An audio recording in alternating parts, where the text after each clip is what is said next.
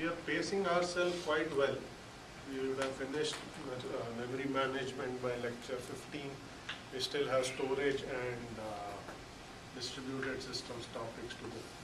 Yes, I will add, I think we are comfortably placed, so I'm going to add material on virtualization and cloud computing at the end of the course. It is useful material for you also because the last assignment I'm going to include some elements of cloud computing. Okay, Are we going to have 2 more assignments? just Or just one more? I don't think there is time to do 2. We usually do 3. Okay. Okay, so 3 exams, 3 assignments. That's how it goes. Okay. Can we kill the middle light? I think it's the middle switch. It's the middle switch, actually. Yeah. Thank you. Okay, so quick recap of last time we started talking about demand page virtual memory. As you remember, we basically relaxed the assumption that a process has to fit in memory at all times and that the process has to be smaller than the size of RAM. So with virtual memory, we can allow the aggregate size of processes to far exceed the total size of RAM, and we can even allow a single process to be bigger than physical RAM. Okay? The basic concept is you use disk as the store where you have all of the processes and their pages, and memory essentially becomes a cache for what's on disk. Okay? You basically fetch pages of a process on demand from disk into RAM. Whenever the process touches a page that's not in memory, you get a page fault. Okay? Then you service the page fault, bring the page in memory, and then the process can resume execution. Okay?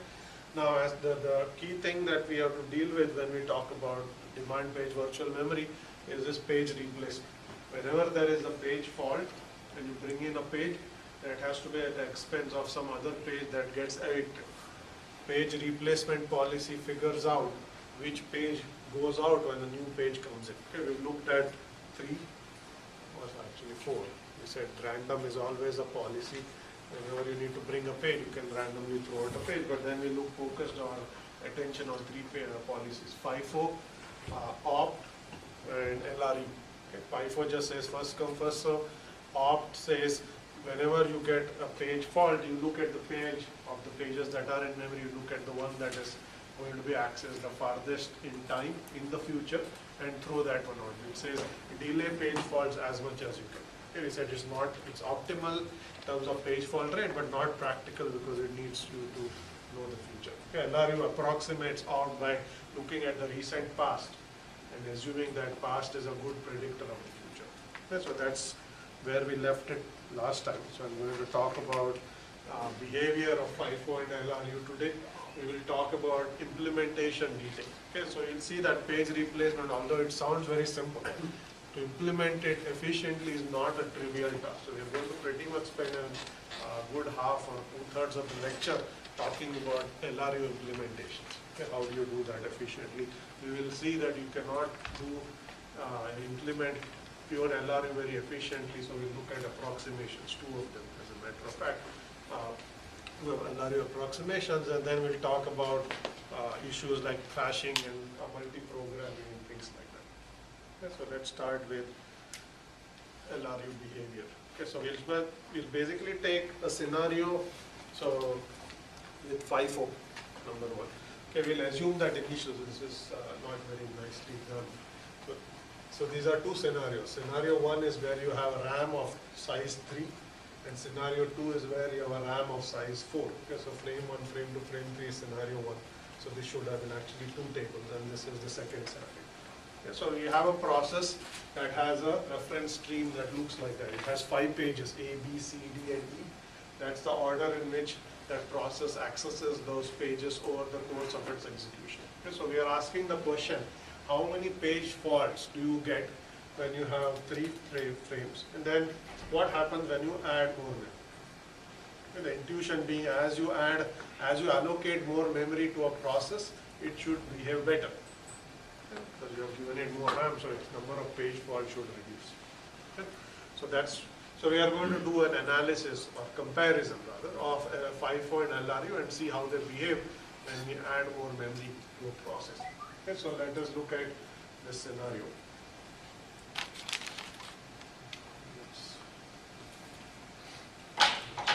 element stream is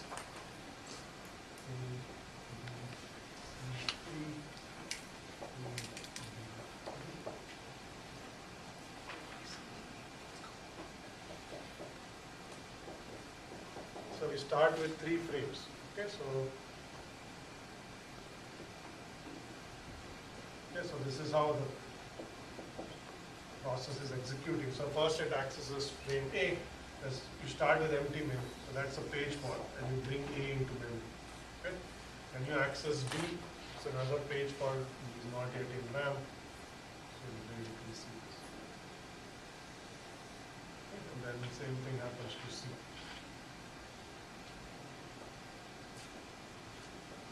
Okay, then you access D. D is not in RAM, so that's also a page fault. And now memory is filled up with 3 pages. So you have to bring in page replacement. We are looking at FIFO.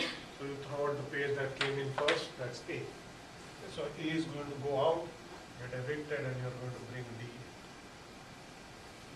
Okay? And then you access A again. Okay, so you just threw out A, so that's going to be another page fault. Okay? So you bring A in, and now you're going to discard B. Because D, B, and C, B was brought in first.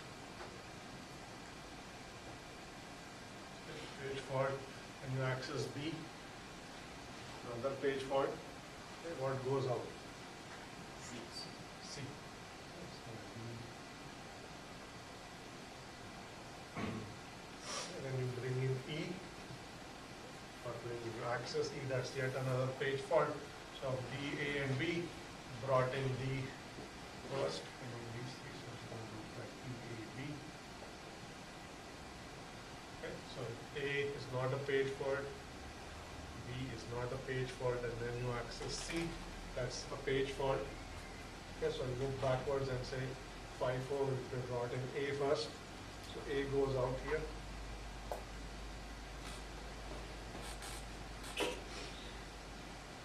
Okay, and then that's a page fault. D, page fault yet again. Okay, so what do you throw out here? D goes out.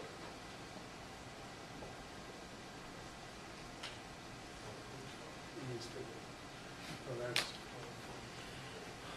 Second minus third.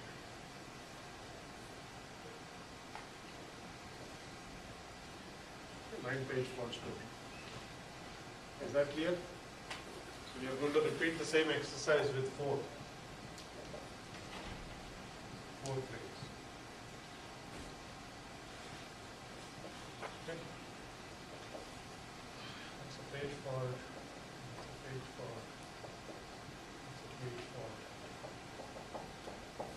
Now you have D. There's still one more frame. It's going to be a page fault, but we bring D. So now what's going to happen? All the way to E. Okay, so this is okay, it's okay, and that's a page fault. Evict A. Okay, so you're going to evict A.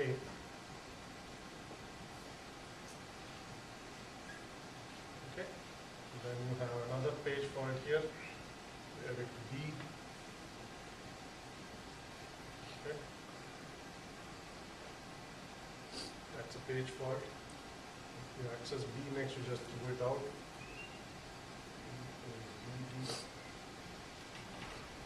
Okay. That's going to be another page fault.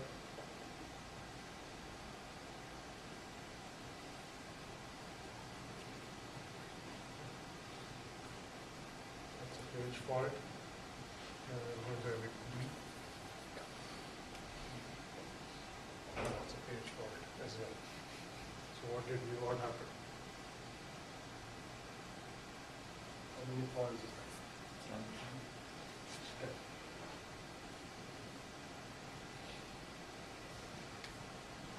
So we add RAM and performance got worse. Good thing we don't use FIFO to do this.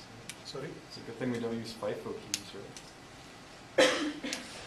So either we made a mistake, but as you will see, we did not. That's actually the behavior in this case.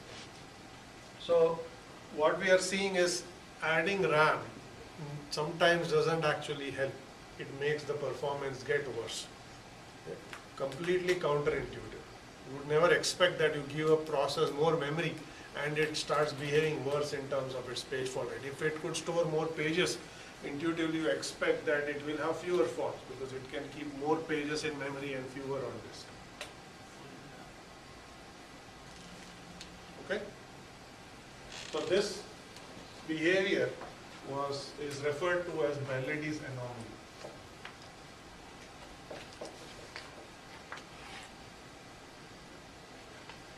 Okay, named after Les Belladie, who first observed it in the 60s. Okay. Belladie's anomaly says that there are certain types of page replacement policies where adding memory can make the performance get worse, okay, rather than make it get better. Ideally, you want monotonic improvement. The more RAM you give, it shouldn't get worse. It should stay the same or get better. Okay. So now we are going to repeat the same thing with LRU. Okay, it's going to be really painful, but we'll do the same exercise of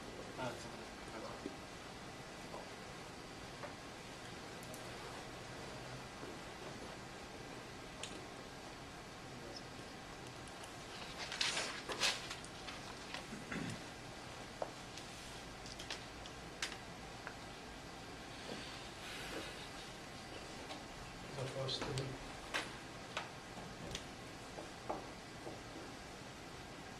Okay, so ABC is always page fault. We are going to do D, which is a page fault also. Okay, so you are going to access, loop backwards and throw out the least recently used page. That's A. Okay, so we are going to get D, C, and then you have a page fault again. Okay, what goes on? Is going to be out. And then you access B. C is going to be out. Page fault, you access E, still a page fault. Okay, so you always look backwards and say that's the least recently accessed page, so it's going to be B. Page fault, then you access A, still in memory. This is D, still in memory, so you have a page fault.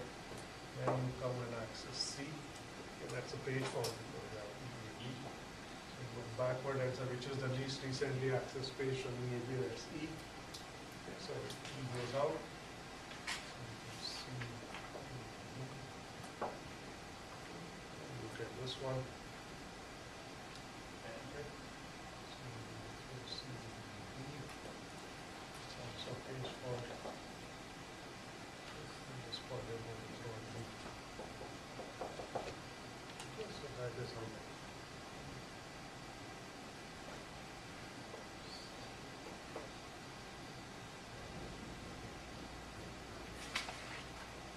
Let's repeat this with 4 page breaks and see what happens.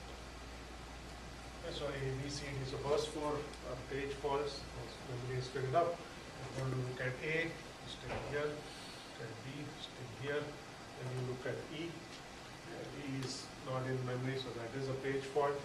So which one do you replace? C. Okay, you are going to have to look backwards here. So B was accessed here, A, C, and D. That's the least recently accessed page. Okay, so you're going to say A, B, E.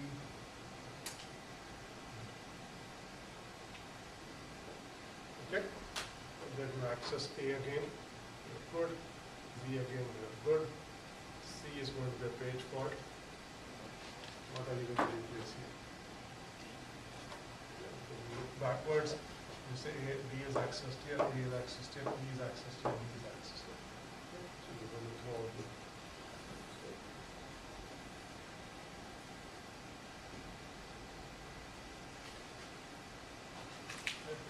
Bad mistake. D is accessed right after. So then you look backwards and say, what do you throw out now? You're going to throw out E.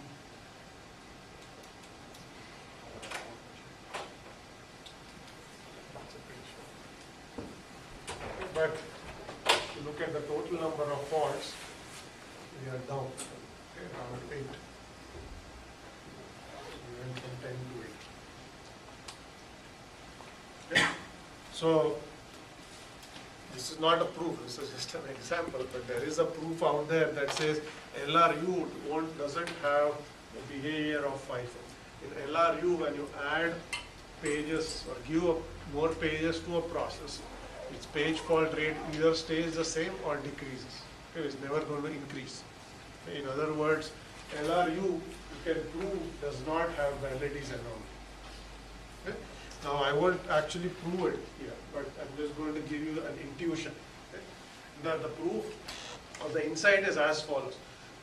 If by adding pages to a process, you have a page replacement policy that always keeps all the pages that it had previously but adds some more, okay, because it has more memory, then you can argue that the page fault rate can never decrease because you always had all of the previous pages and now you have some more. Okay, so you put another way, if you look at any column here, okay, and you look at the pages here and pages here, okay, the pages when you had fewer frames is going to be a strict subset of the pages here. Okay, you will always, when you add more memory, you will always have the same number of pages you had before and some more.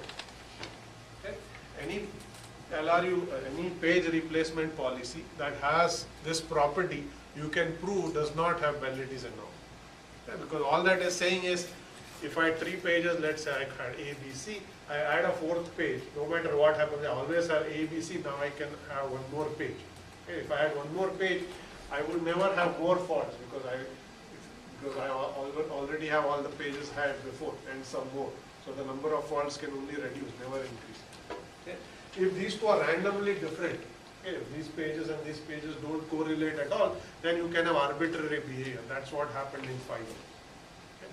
So the basic intuition or the basic proof, which we will not prove formally, is that LRU exhibits a behavior such that whenever you add more memory, the memory contents of a process are a strict superset of what it had before. Okay. So you take any column here, okay, you have EAB, you will see that there is EAB here. Okay. You look at this one, you have CAB, you will have CAB and some more, in this case one more. Okay. So this is always a superset of that. So you can never have more page faults, okay, because if there was a fault here, it can only be a fault or no fault because there's one more page, so the faulted page should be. You cannot have more fault. Okay. That's the intuition. Did that make any sense? Yes. How do you get a PS4 in the last one second E? This one? Yeah. In this column? You access E. You have A, B, D, C. You don't have E. So that's going to be a page fault. I just didn't show you what happens. You have to look backwards and throw out A. Okay, so this is going to be E, D, C. So LRU is one among many policies that have this behavior where whenever you add pages, you will actually see a superset. If you go back to the table that we drew earlier, in FIFO, if you compare this column and this column, they may not always be a superset. You may have some arbitrary pages here and arbitrary pages there. So this is why you have that issue in case of LRU, in case of FIFO, but not in case of LRU. Okay. So this is something to keep in mind, that there is something called Bell-Eddy's anomaly. That Bell-Eddy's anomaly affects the page replacement policies like FIFO, which makes it very unpredictable for the OS. Saying, okay, should I give it more pages? And you don't know whether that will help or hurt. Because by giving it more, you are actually hurting performance, you are better off not doing it. In LRU, you get what the intuition tells you. You give a process more RAM, its performance should only get better in terms of page quality because it can hold more pages. Okay?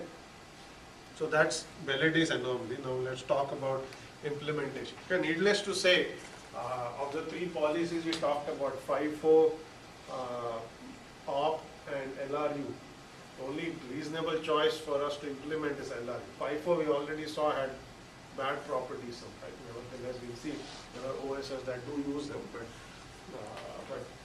and OPT we said we cannot implement it, requires knowledge of the future. Okay, so LRU is the only choice. So we are going to look at how to implement LRU. Okay, and we'll see that it's not as simple as it looks. Okay, so let's look at LRU in its perfect form. Okay, so at any point you keep track of which pages were accessed when, And whenever there is a page fault, you evict the least recently used page. Okay? Simplest way to do this is whenever you access a page, timestamp that page. You simply put a timestamp saying this is when it was accessed last. Whenever there is a page fault, you look at all the timestamps and you throw out the one with the oldest timestamp. That is by definition the least recently accessed page. The least recently accessed page says all the ones that you are looking at, which one was accessed farthest in the past. Okay? By timestamping a page, whenever you access a page, whenever you refer, any instruction refers to a page, you update a timestamp. That's the time of last access. Okay? So among all the pages, you find the one that has the least time of last previous access. That is the least recently accessed page. Okay? This is one way to implement LRU. Okay? Nevertheless, I mean, it's not a good way to implement LRU. Okay? Because timestamping a page on every memory reference is going to be expensive. Why is this expensive? You have to traverse the list every time you want to timestamp something, and you have to traverse the list every time you want to check. Okay, so we can assume there is a page table. So you access a page, there's a page table that points you to the page. Okay, so at this point, we are not as worried about traversing a list. Okay. If you don't keep a list in sorted order when you evict it, you may have to do a linear scan. That is bad, but let's ignore that for the moment. Okay. I'm just saying, why is timestamping expensive? Forget eviction. So that's- It really depends on like where the timestamps are stored, I guess. Okay, depends on where timestamps are stored. That's something to I was gonna say, it's just the CPU, well, I'm not really sure, but something's gonna have to do the operation, I think, in the timestamp. So what does timestamp mean? You are going to read the clock, that's going to tell you the current time, and you are going to write that value to the page somewhere. Okay. Now let's say you put that in as a, you add an entry to the page table and you put it there. Okay, for every page table and entry, you also now have a timestamp field. Okay. And that timestamp has to be updated on every memory access. What does that tell you? Well, the page table is probably kernel memory, so if we have to update the timestamp on every memory access, there's gonna be some amount of time to get the timestamp. It's gonna take somewhere, and then we're going to essentially double the time it takes for a memory access, because we have to make a memory access write to kernel memory before we can make the memory access to actually get the data we want. Right. So it's gonna have the speed of your memory accesses. So that's exactly right. If you actually timestamp every page on its access, you are slowing down performance by half. You're going to get a machine that's half as slow, because every memory access requires an additional memory access to store that timestamp. The timestamp is stored in the page table, then you have to access the page table. The page table is in kernel memory. Okay, so you have to go and write there. Okay? So each memory access, the effective memory access thing that we were looking at last time, it's going to tell us that if you have to actually access the page table to access a page, and page tables are in memory, your performance is actually going to go down dramatically. Okay? Not a good idea. And this doesn't even include the time to actually read the wall clock time from the clock on your machine and all that. Just memory accesses are slowed down significantly. Okay, so you definitely don't want to go and implement this scheme. Okay? And then the other problem is, just because you put a timestamp doesn't tell you which page to evict. Suppose that there is page fault. You have to linearly scan all the pages and find the one with the least timestamp. Okay, if it's a large process, you have to potentially scan a page table with tens of thousands of entries. Because the page table is not in sorted order, it's not sorted by timestamps. Okay, it's just a table that is indexed by page numbers. Okay, so you may have arbitrary timestamps to it. So you are going to, eviction is going to be expensive, and page table updates are going to be horrendously slow in terms of memory, effective memory access. Okay, so this we don't like in terms of implementation efficiency. The next technique is, let's not worry about timestamps. Okay? Let's just keep a linked list that's sorted in order of access. Pages that are accessed recently will be at the front of the list. Pages that have been accessed in long time ago are going to be at the back of it. So this is a list that is sorted in access order. Okay? So every time you access a page, you are going to move it to the front of this list. Okay, so the most recently accessed page is at the front, the least recently accessed page is at the end of this list. Okay? Evictions are constant time, order of one operation. You just look at the end of the list and you throw out the page, okay, because the page is already sorted. The one that's most recently used at the beginning, the least recently used page is at the end. Okay? So evictions are very efficient. And the problem with this approach is updating the list. Okay? Whenever you access a page in memory, you have to move that page in this list, you have to move that page entry to the beginning. Okay? If you have actually done this in C, you will know that modifying a doubly linked list requires you to modify up to 6 pointers. So why does it need to be doubly linked? It has to be doubly linked. It could be singly linked. It doesn't matter. Okay, doubly linked because you can traverse it in either order. Right, so think about this. Let me give a simple example. Right?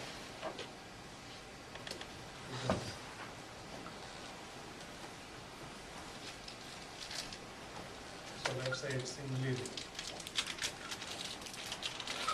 Okay. That's the head. Okay. This is the tail.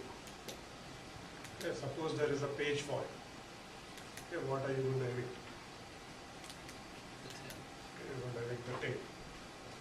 Where do you point the tail? You have to point it here. But how do you know what that element is? You have to start at the beginning and scan it and get this now. Okay, if it was doubly linked, then basically the way you update the tail is you say what is the previous element you pointed there, and then you just discard it. Okay, so doubly link makes these operations easier. Okay, but you could do singly link, it doesn't matter. The issue is updating a linked list is expensive, because what you have to do, if you want to actually, if this page is accessed, you have to move it to the front, which means this will have to point there. You have to take this, move it here for update this, you have to update the head. Okay? Each of those operations is a memory update. Okay? This is a list that is stored in memory. Okay? So now your factor of 6 slowed down by trying to do something small. Okay, that was only factor of 2. Now you have made the performance even worse. Okay, evictions are now very efficient, order one time. Okay, so there you had a very poor eviction rate. There is constant time eviction, you just look at the tail and you're done. But updates, which is probably the more common case because page faults are rare and memory accesses are the common case, are very sparse. Is there any way we could store this in like one of the caches or something? Is there any way to store it? We are going, well, you can't store a linked list in a cache. In the previous case, you should have asked, why can't you not do that in the TLB? You could, but eventually you have to write it back. Okay, so it's not going to significantly change anything. The page, the timestamps eventually have to propagate back to the page table. And you will be just updated them. So it doesn't save you that much. Okay. So now you can't typically store a linked list in hardware. Okay, there is no hardware data structure that allows you to do this. Okay, so as you can see, if you say, okay, LRU is good, it has all these nice properties in terms of page replacement, let's go implement it, and you start implementing it in the kernel, you are going to get very bad performance. Okay, because these two are the obvious things you could do, timestamp or keep a sorted list. Okay, both of those are expensive. Okay, so most of the actual operating systems kernels only use approximation. They try to reduce the implementation efficiency of LRU, because pure LRU is just too expensive to implement. It's typically not done. Okay, so what are the things you can do? You can use what are called reference bits, which don't take real clock time but approximate clock time in a fewer number of bits.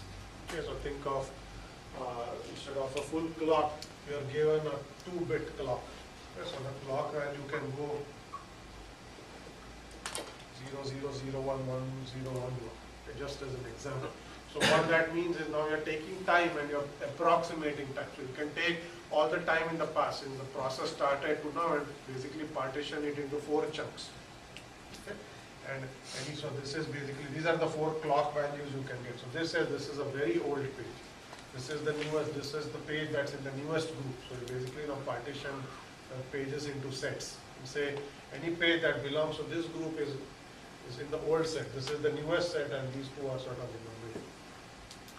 Do processes themselves keep track of that, or is the operating system right? The OS has to do all of this. Processes are not going to tell you anything. The process is just executing. The OS is going to keep some notion of time. And here we are using a 2-bit clock. You can have an 8-bit clock. The reason we are using these bits is bit flipping can be implemented in hardware. Okay, the full clock time is actually an assembly instruction to read the clock time and then go update something in memory. But this you could potentially update in hardware in the TLB and things like that. Oh, that's kind of what I was gonna ask. So, the updating the reference bits every time you do a memory access, is that done in hardware? Because you would want the operating system to have to run every time you have a memory access, right? Yes. I mean, So typically you want to do this in hardware. The OS is not going to do anything for you. So whenever you access a page table entry, you need to be able to flip a bit and things like that. Okay, so the way this is going to work is as follows.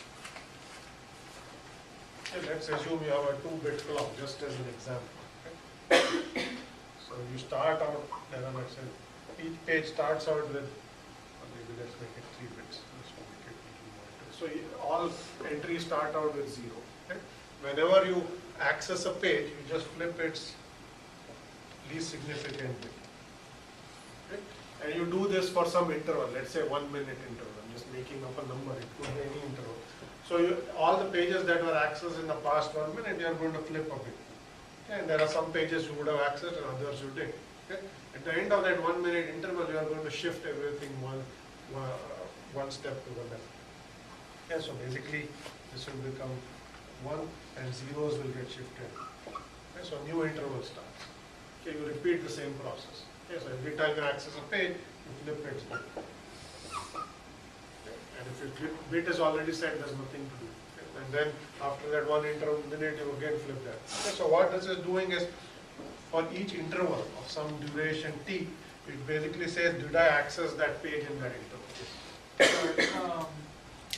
when you drew it, you showed putting the 1 in the low order bit and shifting the left. When you wrote the words, it says you put the 1 in the high order bit and shift the right. So Is there a difference? depends on whether you're doing big Indian architecture or little Indian. Probably you heard of big Indian, little Indian. Okay, basically it says which is the most significant bit is to the left or to the right. Okay, so I just showed an example that's opposite of that. It doesn't matter. Here, if you're doing right shifts, it basically says that the rightmost bit is least significant. If you're doing this, it says the leftmost bit is least significant. Here, this is the rightmost. It doesn't matter. Okay, so if you're going to actually read 010 as integer going that way, you do it this way. If you're going to big Indian architecture, you read the integer that way. Okay, but if you were going to kick out the lowest numbered page, then wouldn't you want to put the 1 in the ones in the high order bit, not the low order bit? And then shift them towards low order over time. Yes, you're right. So in that case, so if you had 100, this would be the most, 110, reading that, this would be the newest page. Okay. This would be the next newest, and this would be that would be the next, and this would be the least. And that's in big Indian? Yes. Okay, so if you do it the way we actually read, which is left to right, you will do it that way. Okay, which is basically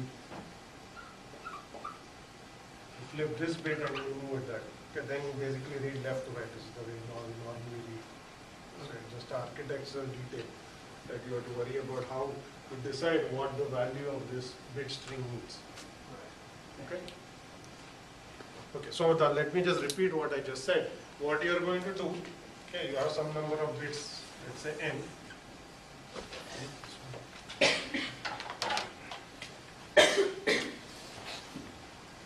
So you have some number of bits n. Okay, so you start out a page with all zeros, okay, and you take an interval of any duration, 1 minute, half a 1 second, whatever interval you want. And you will basically keep track of whenever you access the page, we are going to flip a bit, okay, just to keep it consistent with the slide, I'm just going to just flip it rather than cause more confusion. So we'll basically flip this bit. Okay, and then at the end of the interval, we are going to shift everything. Okay, so that one goes out and then a new 0. Okay, and then if you want to evict a page, you're just going to treat this as an integer. In this case, you have to read the bit string that way, so it's 0, 1, 0, 0. Okay, so that's going to be 8. That's an integer value. Okay, and this one, so if you have something that is 1, 0, 0, 0, this would have been accessed more recently. Okay, so it has a value 16. Okay, so this is lower than this, so you will evict that. As an example. Okay, so these are very simple bit operations that approximate what a clock is. Okay, typically, if you take a real timestamp, you are going to get a much bigger bit string, and that's the actual time. This is just approximating time by saying, did you access it in some interval? Okay? All the pages that are accessed in that interval get the same timestamp. Think of this as a timestamp. Okay? You can't distinguish between those pages anymore. Okay? Because they all have the timestamp. If you had actual clock value, you could distinguish more fine grain. Here your core made the timestamp more coarse grain. Okay? So this is how we are going to do it.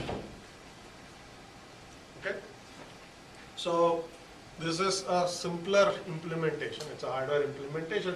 It still requires you to have some additional hardware to manipulate either page tables or TLBs. You still don't want to do this in memory, right? So this is going to be done in hardware. So you need TLBs that support this kind of operation. Yes. Maybe get away with using locality to simulate a clock. Like if you were to write in a certain direction of memory and just get rid of other entries that way. Like if you always proceeded around, it doesn't happen that way. But like if you were to proceed around a, now that would work. So if you actually could store the pages in RAM in some order and then you knew the access order, that's a different thing. But we said pages go anywhere in RAM, right? So we are not controlling where the pages go. So the order of storing pages has nothing to do with order of access. Okay, so the good thing about this is it is somewhat more efficient than looking at actual clock values. Still, you have to do a linear scan. Okay, once you have a page fault, but it's not that bad. You start and say if there is, look at the least significant bit, you're just going to scan this way and find the one that has the least value. Okay, so if it's all zeros after some value, then you stop. Okay, so this is one way to approximate. Here is another way to approximate it, which takes this idea and makes it even more coarse. Here we had an n-bit clock, n-bit timestamp, not a clock, n-bit timestamp. Let's see what we can do if you just had a 1-bit timestamp. Okay, the entire timestamp is just 1 bit. Okay, the value on a page can be either 0 or 1. Okay, so also if it's, so what we are going to do is if it's 0, that's an old page. If it's 1, that's a new page. Okay, so basically if you want to evict something, you pick an old page. It doesn't matter which one. Yeah, there may be many of them. We can't distinguish with a 1-bit clock. They are all the same from our perspective. You can evict either any of those. Okay. So what we'll do is we'll still keep the pages in a list. Okay, we'll keep a bit. Typically the bit you can even stick on the TLB if you want. Okay. And then whenever there's a page fault, you're going to cycle through the list and you are going to look at the bits. Okay. And if you encounter a page with bit 1, you are going to actually set it to 0. Okay, because you're scanning and resetting the bits. And the moment you find a page with bit 0, that's already 0, you have it. Okay, yes, question. So, what we lose in accuracy, does that make is that made up for what we gain in time compared to the other algorithms? Right. So what you lose and what you gain.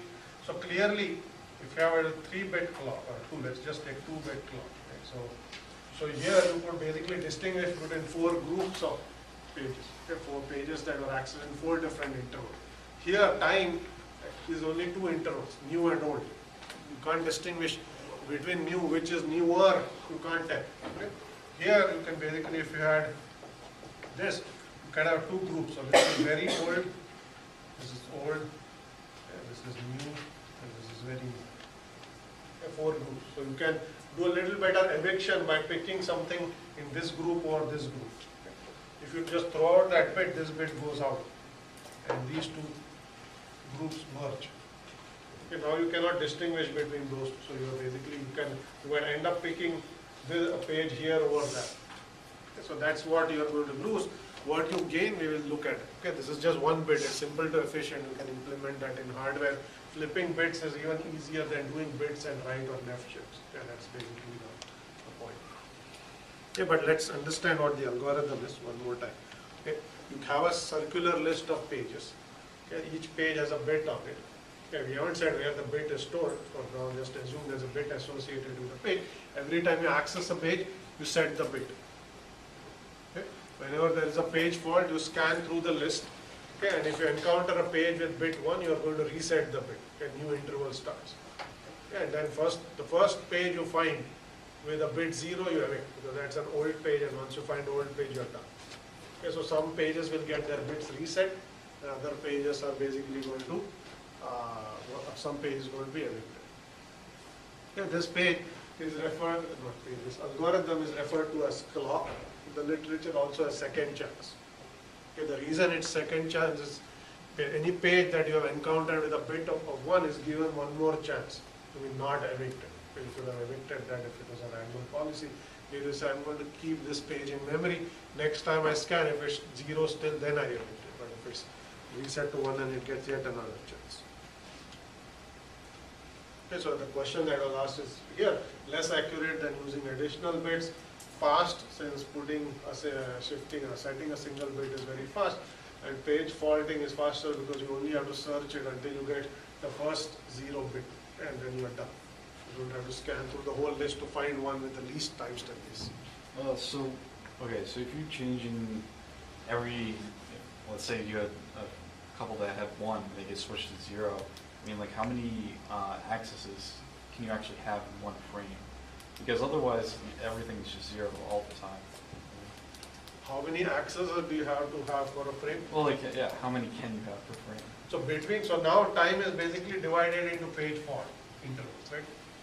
So page fault intervals. So between these intervals, there will be many accesses. In fact, last time when we did the analysis, we said we can, if you even want a 10% slowdown, you can afford to have one page fault for 1,000,000 instructions.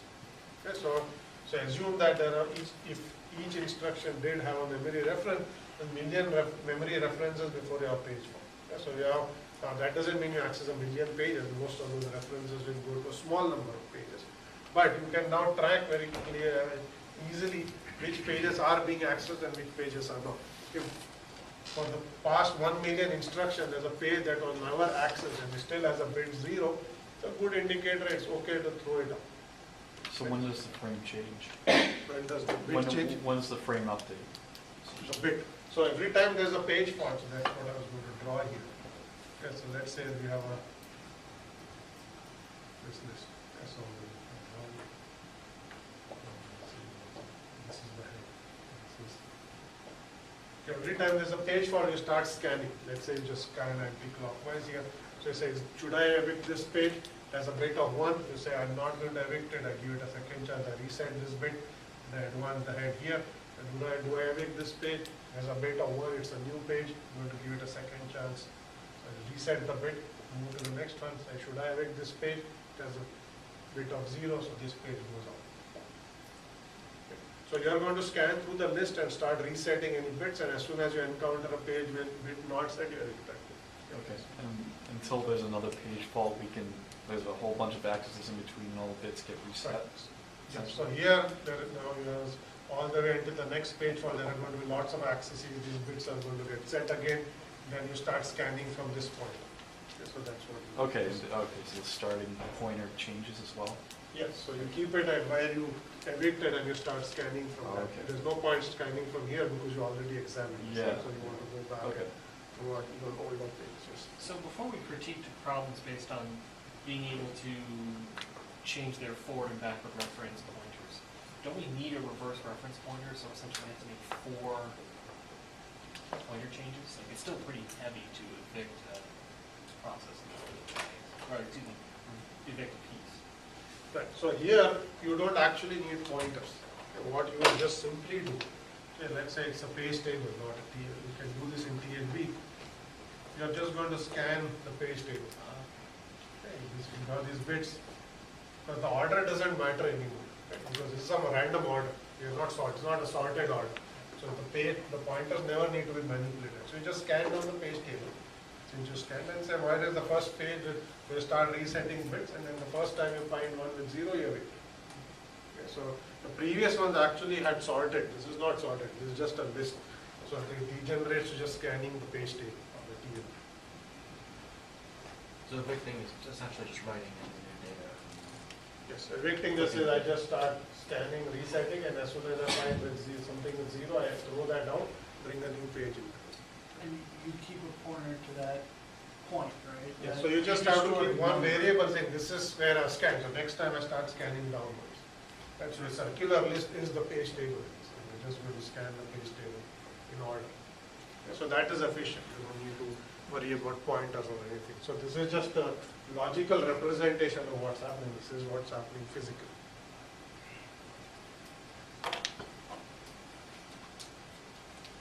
Okay, so we already did this. So just anything is shown in some complicated example. So here, the only thing to keep in mind is now you have 1-bit timestamp. So essentially you have two categories, young and old pages. And then first time you find an old page, you just throw it out. So now we'll ask the question, can we do somewhat better? And we'll say now instead of 1 bits, we are going to store 2. Okay, so what will we do in that? Okay, so keep in mind that although we are now classifying pages as young or old, we don't yet know whether the page is dirty or not. Okay, 2 classes ago we said the best page to evict is the page that is not dirty and can be thrown out without being written back. Okay. So you might find an old page, but that page is actually dirty, which means it has been modified. So you have to first write it to disk before you can overwrite the memory content. Ideally you want to find an old page that is not dirty, it's clean. Okay, so you can simply throw that page out because there's a copy on disk, there's no need to write it back. Okay. So here you may make a bad choice by picking an old page and then now you have 2 disk accesses. Because you have to first write that page, then bring in the new page. So a page fault service time has doubled. Instead of taking 25 milliseconds, it will take 50 milliseconds, and even worse for the process. Okay. So ideally you want to throw out clean pages, if you can find one. So it has to be old and clean. That's the one we like the best. Okay. So basically now we will add 1 bit to track whether the page has been modified or not. And then we'll have another bit to track when it was accessed. Okay, so we'll have, so this bit is called a reference bit. The reference bit is when it was referred. 0 means it was referred way in the past, 1 means it was referred recently. So we add a second bit called the modify bit. Modify bit simply says has the page been written or not, and if the page, anytime you update a page, you set that modify bit. That says this page has to be written back to disk before you evict it. If you just simply overwrite it, the changes are lost. So disk has to have a copy of whatever is in memory. Yes. So would you also have like another bit to store whether it's already like written in memory or not? This is that bit which is written in memory. Modify just is have you written to it in memory? So that's the difference between clean and unclean, right? Yes. And there was another thing you said just now, like whether it was, like whether we have to write it back to memory, right? If the bit is if it's a dirty page, you have to write it to disk. That's the definition of how you handle dirty pages. Right? So page has been modified. If you are going to throw it away, right? So that page has to go back to disk. So you have to write it out before you can overwrite it. Okay? So that always is true for dirty page. Clean pages says that whatever is in memory is there's an identical copy on disk already. So I don't need to do anything. I can simply overwrite it. Okay? So you can just read the new page and overwrite the content. Okay? So now there are 4 kinds of pages you will find in your list. There are 2 bits. 0, 0 okay, says the page was neither recently used nor has it been modified. Okay? This is the page we like the best. Okay? It's old and clean. Clean means overwrite, old means not in use recently. Okay? Throw it out. Nothing to write back to this. Okay? Next one is 0, 1. This says it has not been recently used, okay? But it has been modified. This is old but dirty. Okay? If you want to evict this page, then you have to write it out. Okay? So we don't still want to do this because it's going to double your page fault rate. Okay? But somehow you want to start some background task to write it out so next time it becomes clean. Okay? 1, 0 says that it is recently used but not modified. Okay, so if it has been recently used, you might need it again, so you still don't want to throw it out. And 1, 1 is sort of the case where it's both in use and it has been written. This is the least desirable page to evict. Do we weight the 1 versus 3 in this particular example. So like, both 1 and 3 can be evicted quickly. Yes. Is there a way that makes finding a 2 or 1 first better? So we are going to simply do the same thing. We are going to scan. You don't keep anything in sorted order because that says pointers and pointers are expensive. So we can only scan. And the first time you find a 0, 0, that's the best one. Okay? But if you encounter one of these other ones, you have to do something about it. Either you reset a bit or start writing it out, or you still you look at the algorithm. Okay? So this is an enhanced clock algorithm, okay, which is a clock but with some additional features. So here you might have to cycle the page table up to 3 times to find a page with 0, 0. And we'll see why you need to cycle through 3 times. Because the worst case is where everything is 1, 1, and we'll see what happens. Right? So you will basically just simply start scanning your list of the page table. If you find a page with 0, 0, you're done. Okay? Old and clean. Okay? Good to go out. Okay? If you find a page with 0, 1, okay? Old page but dirty. Okay? So we say, okay, it's old but it's dirty, so I don't want to evict it now, but I'm going to asynchronously trigger a write, disk write, saying, let me start a write, so that in the background I write the contents out, and as soon as the contents are written out, then that bit can be flipped, because if the memory copy is identical to the disk copy, it's clean. Okay? So I'll just start some background writes, okay? But I won't do anything, I'll just proceed. So I'll just trigger a IO and I'll just continue. Okay? And then I keep, so if I see 1, 0, I'll flip that bit like before. Okay? And if I see 1, 1, I flip the bit and I trigger a write. Okay? So these are the 4 cases. If I see 0, 0, they're done. Okay? I see 0, 1. Okay? Background right. Okay? See 1, 0, I just flip that bit so this becomes 0, 0 in this route. Okay? So but I don't evict it yet, I just give it a second chance like before. Okay? I get 1, 1, this becomes 0, 1, but I still give it a second chance. Okay? So if there are no 0, 0 pages at all, okay, you'll scan through the entire page table, you'll start writing some out, you'll reset some, okay, but not evict them yet, and then you will basically reset some and make them 0, 1. Okay, so you may potentially scan through the entire page table and find no page with 0, 0. Okay? Then we go and cycle through again. Okay? So now when I cycle through, if some of these IOs that are triggered have finished, this page will flip to 0, 1. Okay? Then I'm good. Because I just found a page, because the IOs that you triggered would have finished. If they are not finished, you keep moving through. Okay? And then some that are now, some that were 1, 0, which became 0, 0, now become candidates, because there is no better page. Okay, so basically, that's what you are asking. You will basically try that. If you don't find that these bits have been flipped, so next time around they become 0, 0, so you prefer that. Okay? If you find neither of those two, you have to wait for some IO to finish before you find a page in category 2. Okay? So potentially you may go through the entire page table again and not find any page, because if everything was 1, 1, you are not going to find it.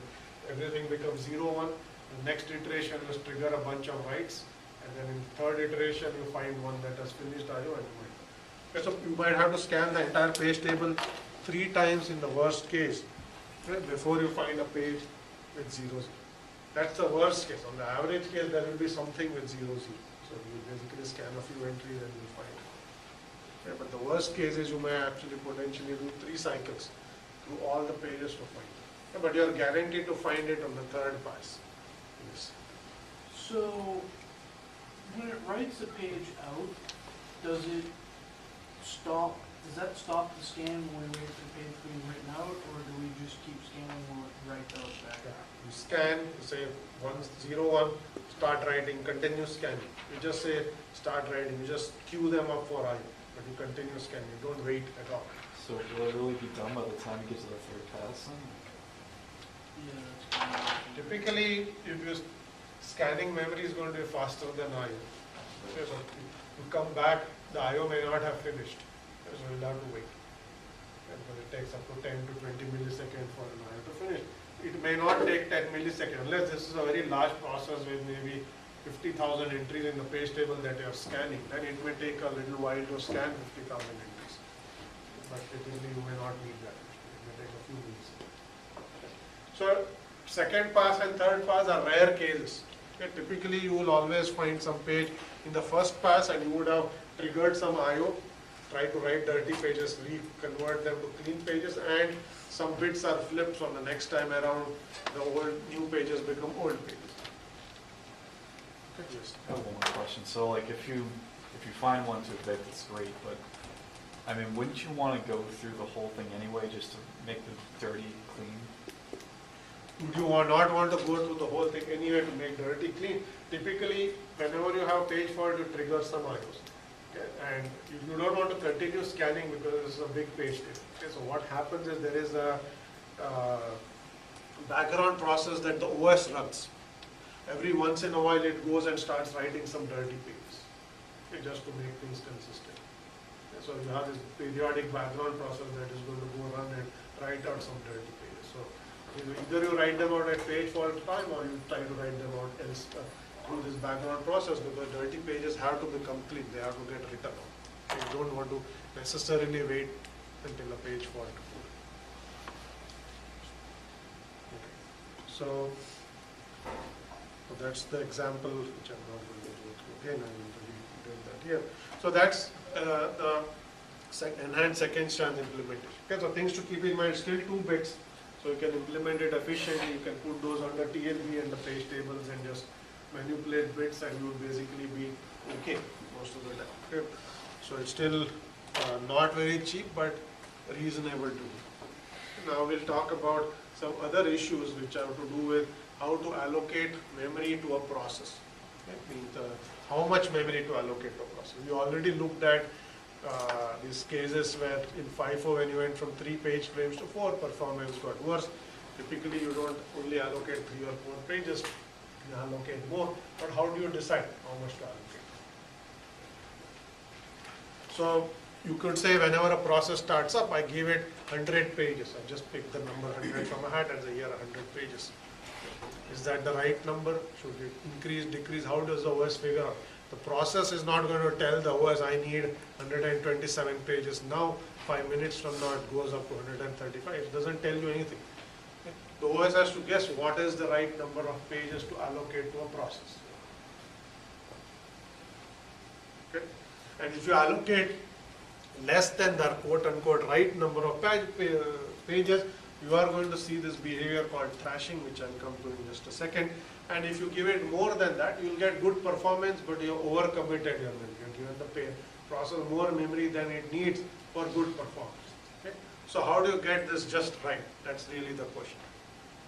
Okay? So we have not yet asked that question. We just said if you do page replacement and all of that, what happens? But we didn't say how do you decide that this process gets this much and so on. So as you will see, in reality, processes do get different amounts of RAM. If you go back to that picture I showed you last time. So you will see, if you actually look at the real memory allocated to a process, they are all different. How did the OS figure out that this is the right amount? Process didn't tell it that. That somehow got converged to this value. Yes. So, I mean, initially, the OS knows how big the process is on disk. So it knows how much RAM it needs to copy all of the code segment and whatever into RAM. And then the process itself, when it does memory allocation instructions, right? Yep. And you can use that to, if there's no more memory inside, if there's no more memory already associated with that process, then you need to give it more pages. So point being made is look at the size of the executable, which is the size of a code segment, whenever the process mallocs do something. Okay? But even last time he said, you don't even want to keep the entire code segment in memory. Processes exhibit the 90-10 rule. He said 90% of the time we are accessing 10% of that page. This includes code and data. Now, is it 8.5% or 10% or 12%? We don't know. But that's sort of the point. Saying how do you decide that? Okay? How do you want to figure that out automatically? And we'll see what are some ways to do that. Right? So first we'll look at this concept called thrashing. Okay? Thrashing basically says that memory is overcommitted. So pages are being continuously tossed out while they are in. Okay? Memory is under stress. You do not have enough memory for this process or in aggregate for all the processes in the system. The process is faulting far too frequently. Right? So thrashing is a scenario where the process faults way too often. So you basically execute some instruction, you have page fault, then you start doing I/O. You execute, and page is brought in, execute some more instruction, there's another page fault, you go back to doing I/O. So if you don't give the process enough frames, it is going to fault very frequently. Okay? So this curve here basically shows you what happens as you start more and more, you start more and more processes in the system. This is the degree of multi-programming. Okay? It says as you start more processes, the utilization initially goes up because you can do better interleaving of I/O and computation, but beyond a point there is memory stress in the system. You do not have enough RAM to accommodate all the processes. Okay? And at that point your performance is going to tank because every process starts faulting way too frequently. So most of the processes are essentially doing I/O. You converted all processes to being I/O bound because they are just doing I/O on their pages, trying to fetch them. Not real I/O, they're just swapping on their pages. Okay, so the CPU utilization is going to drop, everything is going to slow down, and you will say, why is my computer slow today? Yeah, so like, is it because like one process is getting way too much memory and another process is not getting enough memory? Or is it because you just have way too many processes? So thrashing can happen because the question is when does thrashing happen, right? So thrashing can happen for a number of reasons. You start way too many processes, okay, as compared to the RAM you have. That will cause thrashing. Okay? Thrashing can also happen on a per process basis. If the OS makes a mistake and gives a process way too less memory than it needs, it is going to thrash. Other processes may be okay, but this process is going to thrash and it's going to see a lot of page fault. Okay, so that is just localized thrashing versus global thrashing. So you may get both kinds of behavior. So the question is, what do you do about this? So the points that we are trying to see was how do you decide how to allocate processes, right? So what you said is basically the first scheme, which is proportional allocation. Okay? You look at the size of the code segment. Right? That doesn't tell you anything about the stack and the heap incidentally. But as a simple case, you look at the size of the code segment and you say, I'm going to allocate memory proportionately. Okay? If the size of, let's say SI denotes the size of the code segment for process I, this is how much memory I'm going to allocate each process. Okay? So I find the fraction, so I take the size of all the processes, code segment I, that's the fraction of memory I get. This is the total size of it. Okay? Proportionate allocation. It doesn't necessarily do the right thing, but it says larger processes get more memory. Yes.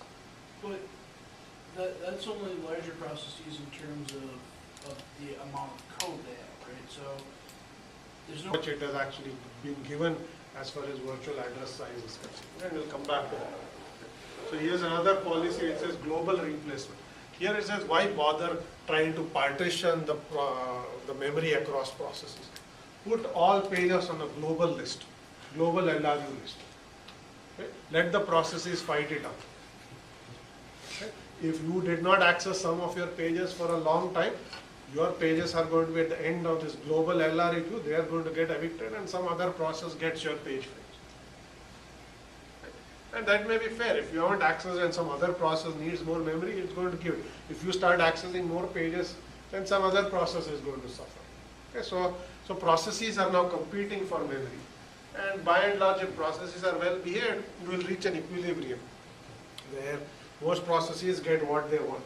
You may start with something small. As you allocate more, some other process shrinks and you get a little more, and you basically might reach an equilibrium where every process is happy. Okay?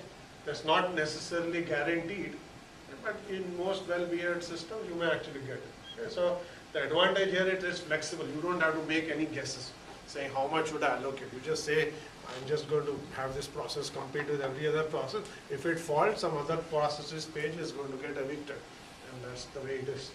Okay? And as the process grows or shrinks, your allocation also grows or shrinks in terms of how you use it. Okay? Disadvantage is one process can now immediately impact the performance of other processes. In particular, you can write badly behaved programs that go and actually start causing other processes pages to get evicted. Okay? I just go and just start just scanning an array every once in a while, so all my pages look young and every other processes page gets evicted. So I can have degenerate cases where I may cause other processes to crash. In per process LRU, I only throw out my own pages. Okay, so the only process that I can impact is me, because I just made a bad decision and threw out a page. Here I can cause some other processes page to get evicted and impact that other process. Okay, that doesn't give you isolation. Okay, you want transparency and isolation. Right? But it simplifies the problem. It says I don't care in terms of how to allocate, I'm just going to let the process compete. Right? If you don't want to do that, you are back to per process replacement, where you have to guess how many page frames to allocate to a process, and then do LRU within that process's pool. Okay, you are not going to evict somebody else's pool, but over time I can grow and shrink the number of page frames based on what this process's needs are. Okay. The question is, how do you figure out what the process's needs are? Okay, then we use this notion of a working set size to figure that out. Okay, so let's define this term working set. Yeah, people have heard of this. Okay. So just to recap, working set is essentially the set of pages that the process is currently working on. It is what it suggests it to. Okay, so that's a working set. So these are the pages that the process is currently accessing. But you always define the working set over some period t. Okay, how do you decide what is it working on? Is it past 1 millisecond, 10 millisecond? You define the interval t. Okay, you say what are the pages this process accessed in that interval t, and you say that is the working set. Okay, here's a picture here. Okay, so those A, B, C, D references are now numbers. Those are page IDs. And so at this time you say what is the working set? Okay? T is now this unit delta, that is this time interval. So you look at that time interval and say what are all the unique pages I accessed then? So there are pages 1, 2, 5, 6, 7. So that's the working set. Okay. At some other point in time you may get a different working set. So if you say what's the working set at time t2, look at the same interval, like maybe 1 minute. So what are the pages I access? There are only pages 3 and 4. So here the working set has changed.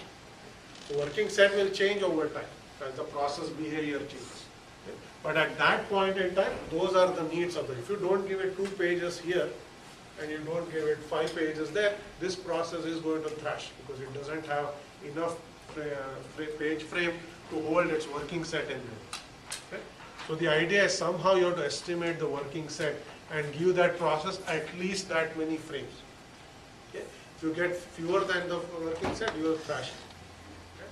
So overcommitted memory typically means you have too many processes and you cannot even store the working set of that process in memory, so it thrashes. Okay. Because those are the pages you access very frequently.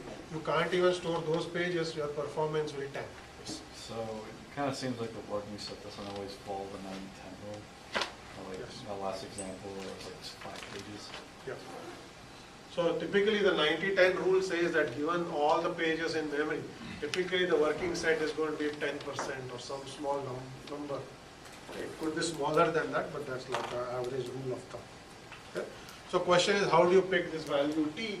Okay, you want to basically pick it such that it is at least equal to the page fault rate. Okay, so you want to basically say that if page fault takes 10 milliseconds, I want to at least have that interval so I don't see any page faults or at least that much interval. Okay, so this is how you pick t. We have just 1 minute, so I could do this slide and end there. Okay. So now you have to ask, how do I compute the working set? If you say I'm going to track every time you do a memory access, I'm going to write that page into some list and say, oh, here is my list. It is 1, 2, 5, 6, 7. Then you have a working set, but as you can imagine, that's expensive. Every time you access, you have to update this list, which is stored in memory. Okay.